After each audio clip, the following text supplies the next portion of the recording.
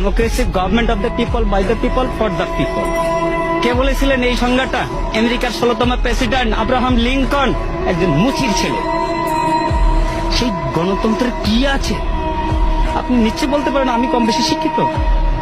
অবশ্যই কিছু শিক্ষিত। আমার হাতে কি রিক্সা? কেন? আমি ভালো কিছু করার কি আমার যোগ্যতা নাই, দক্ষতা নাই? আছে, কিন্তু আমার যাচাই বাছাই করার আমার প্ল্যাটফর্ম পাইনি। তার আগে ওনারা খেলা শুরু করে দিয়েছেন, খেলা হবে, খেলা হবে। আরে কি খেলা হবে? আপনি কি খেলতে চান? কি খেলতে চান? আমরা তো এই দেশের জনগণ, সাধারণ মানুষ। আপনি আমাদের কাতারে আসেন, তারপর খেলা কাকে বলে আমরা খেলবো। আপনিও খেলেন। দেশ স্বাধীন হয়েছে, এই স্বাধীনতার দলিলটা কার কাছে আছে? দলিলটা কার কাছে আছে? এই বলেছিলেন না, ভুট্টো সাহেব বলেছিলেন, যাও তোমার দিল্লির প্রভুদের কাছে যাও। সেই দিল্লির প্রভুদের কাছেই আছে, যে কারণে তোমার ওই মাসি পিসি সম্পর্কটা।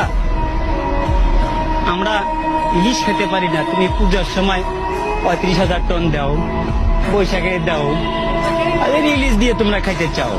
আমার আছে 42 বছর বয়সে, আমি পাইনি আজ পর্যন্ত নিজের হাতে নিজে রোজগার করা টাকা দিয়ে এক পিস ছোট হোক বড় হোক একটা ইলিশ মাছ কিনতে। আরে বৈশাখ মাসে আমরা ইলিশ দিয়ে পান্তাবো কোথা থেকে? লবণ দিয়ে তো খাওয়ার সুযোগ পাই না। মানুষের কমপক্ষে 5টা মৌলিক অধিকার আছে। 5টা মৌলিক অধিকার হচ্ছে: 1, খাদ্য, বস্ত্র, বাসস্থান, শিক্ষা, চিকিৎসা।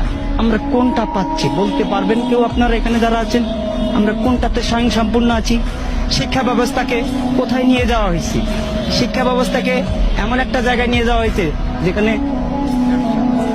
ব্যবসা তো আছেই, কিন্তু শিক্ষা ব্যবস্থা আগামীকাল থেকে পরীক্ষা আছে কিছু কিছু জায়গায়। আমার ছেলের জন্য আমি পরীক্ষার ফিস পাঠাই দিছি এই রিক্সা চালিয়ে। সেখানে দেখলাম যে বাবা তোমার পরীক্ষা কিভাবে হবে? বলতেছে 8-10 জন করে গ্রুপ নিয়ে হবে পরীক্ষা।